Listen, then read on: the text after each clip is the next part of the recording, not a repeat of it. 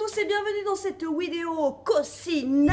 Nous sommes vendredi, ce soir c'est Koh-Lanta et moi quand c'est Koh-Lanta je prépare toujours mon dessert favori chef qui était tout le temps là dans les vidéos cuisine. Voilà, aujourd'hui il sera pas là mais il sera là dans le cœur, big up ma patate. J'étais dans la nostalgie et je regardais mes vidéos avec Sosé.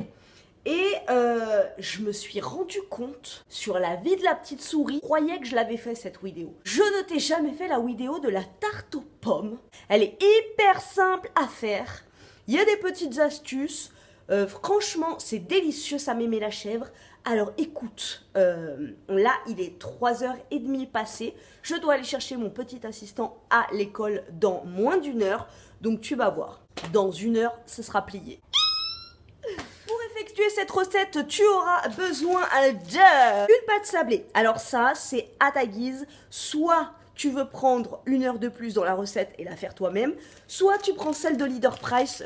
Pas de placement de produit, je ne suis pas sponsorisée, j'aimerais trop qu'ils me payent mes courses, merci. La pâte sablée de belles pommes. Voilà. 3 petites ou 2 grosses pommes. Un sachet de sucre vanille. 100 g de sucre 100 g de sucre cristallisé, 2 œufs pondus par la poule, désolé pour les véganes, et une brique de 20 ml de crème fraîche, liquide, épaisse, semi-épaisse, comme tu veux. Enfin, pas épaisse, non. Non, donc pas comme tu veux. Soit liquide, soit semi-épaisse. On adore! Plat, voilà. C'est pas qu'il est sale, hein, c'est que, voilà, je sais pas, il a pris cette gueule. Mais il est propre, hein. Je lave mes affaires. Économe. Voilà. Et une petite planche à découpage pour tes pommes. Sortez un rouleau. Génial! À la base, je devais te faire une vidéo make-up aujourd'hui, mais je ne peux pas te laisser passer à côté de ma tarte aux pommes. It's not possible. Donc, ce qui explique que je ne suis pas maquillée, mais on s'en fout complètement. Je le vis très bien. Petite pince, parce que la grosse mèche, c'est très chiant. On a un rouleau d'ortie. Voilà. Une tuto cuisine. Oh! Oh, ma petite choupie. Moins quart. Allez, on se bouge le popotin. J'ai étalé ma pâte sablée et je ne pique pas. Voilà, j'ai pas envie. Et je me suis rendu compte que ça gonflait pas plus que ça. Donc voilà, je pique pas. Ensuite, je prends un bol. Un bol qui vient de chez Ikea. Mais tu peux prendre un bol qui vient de n'importe où. Ah! Et là, je casse mes 2 œufs. 1, 2. Fais attention s'il se casse n'importe comment de pas mettre des coquilles. C'est moins bon. Je ne remue pas, on s'en fout. Là, je prends mon sucre vanillus. Tu verses. Tu prends les 100 g de sucre. Où est mon verre de beurre? Oh my god. 100 g. 100 g de sucre. Hop là. Oh, elle est gentille, Maria Carrel. Ferme le lave-vaisselle. Très bien, cette petite. Ensuite, je prends ma crème fraîche. C'est très pratique. Et là, tu verses. Et là, tu prends le fouet le plus basique du monde. Je répète, on n'est pas dans la cuisine de Cyril Lignac ici. Et tu remues tout. Ah oui, vous aviez dit que ça vous manquait le mouvement du bassin quand je remue. Je remue. On remue. On remue. Ça te fait rire? Elle est marrante, maman. Elle est marrante, maman. Et cet appareil-là, franchement, ça a le goût de la crème chantilly. Donc, c'est une tarte aux pommes au goût de la crème chantilly. Si tu aimes, tu vas te régaler. Tu m'en diras des nouvelles en commentaire. Et là, techniquement parlant, le plus long, ça va être de s'occuper des pommes. Donc, tu prends ton économe. D'habitude, je nettoie mon plan de travail et tout, mais là, j'ai pas le time. Faut que j'aille chercher ma graine. Bien évidemment, je te l'ai pas dit, mais avant de commencer la recette, j'ai fait préchauffer mon four à 180 degrés. Je laisserai à 180 degrés et je vais laisser à peu près, franchement, non, peut-être pas un quart d'heure, 20 minutes. En fait, j'ai pas vraiment de timing. Je regarde quand les bords deviennent dorés pour pas qu'ils deviennent carbonisés, quoi. Hein? On s'est compris? Petit truc, tu vois, pour faire des jolies tranches et tout. Il faut enlever le trognon de la pomme. Donc, encore une fois, je te répète, on n'est pas dans la cuisine de Monsieur Croquant et Gourmand. Moi, je fais avec les petites astuces du bord. Je prends mon économe. Tu vois, c'est un couteau un petit peu incurvado et je vais venir appuyer sur tout le tour comme ça, en bas et en haut, et après je pousse avec mon pouce et voilà, tout sort et après ça me laisse ma pomme nickel pour faire des jolies tranches. Donc I show you, I show you. Look at that. Je prends, donc tu vois le milieu comme ça. Hop. Et j'appuie.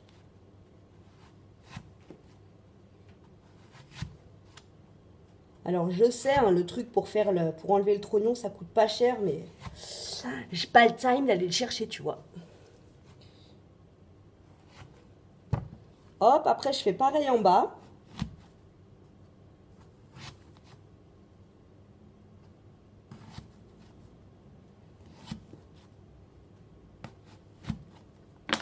Et là, une fois, tu vois que j'ai fait le tour ici et le tour ici, j'appuie et ça sort. Hop, et il n'y a plus de pépins. Nickel. Voilà. Voilà, une fois que j'ai mes 2 pommes, je coupe la pomme en 2 et ça me fait 2 moitiés comme ça. Comme tu as 2 pommes et comme tu es super fort en maths, tu sais que tu auras 4 moitiés de pommes. Et là, je vais couper des petites rondelles assez fines. Voilà, cette épaisseur à peu près. Pour commencer ma rosace, enfin à placer les pommes en fait dans ma tarte, je commence par prendre ça, tu vois, du milieu. Je prends les plus grandes et les plus fines. Et là, je commence, maman, à boire. À boire. Voilà, tu vois, celle du milieu, je les positionne comme ça. Hop. Et après, de plus en plus. Voilà, je te montre comment j'ai positionné. Et après, avec le reste, les petits trucs qui me restaient, j'ai comblé les trous un petit peu entre, tu vois. Mais en gros, il faut que ce soit circulaire comme ça. Et tu finis par une petite rose au milieu. Et voilà quoi. Ensuite, je prends ma mixture. Et là, c'est tout con, hein.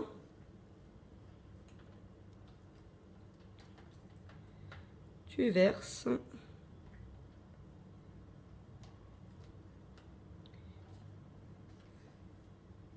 Peut-être que je regarde ce que je fais. Voilà, une fois que tu as ça, tu enfournes jusqu'à ce que les côtés soient bien dorés.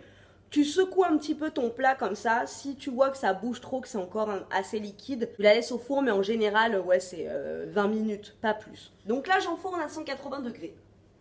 Et voilà la tarte qui sort du four. Bonjour. Oui, je suis allée chercher mon petit assistant à l'école. Ça y est, c'est les vacances scolaires. J'ai perdu 2 semaines avec mon assistant. J'ai perdu 2 dents. Oui, il a perdu ses 2 dents de devant. Il est trop mignon. Il a la même tête que quand il était bébé. Voici la tarte Koh-Lanta. Voilà, qu'on va déguster devant Koh-Lanta ce soir. Vous avez vu, elle est hyper simple comme recette. Vous pouvez le faire avec des abricots aussi, c'est super bon. Et donc je vous avais dit là pareil, c'est un peu un goût de chantilly.